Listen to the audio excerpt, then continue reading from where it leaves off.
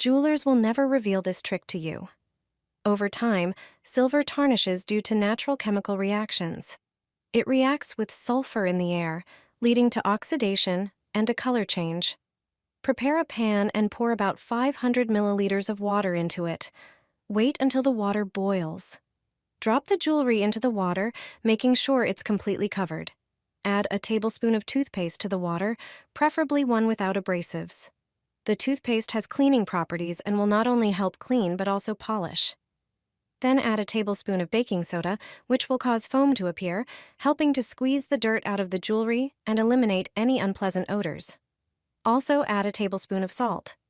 Salt helps keep silver in good condition, preventing further tarnishing and oxidation. Now, take a piece of aluminum foil and tear it off. Fold it into a smaller rectangle. The foil acts as a catalyst in the cleaning process, speeding up chemical reactions, allowing the silver to become cleaner and shinier.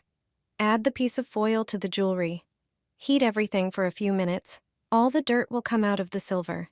This simple combination will restore the silver's shine as if it were professionally cleaned by a jeweler, and every crevice will shine like new.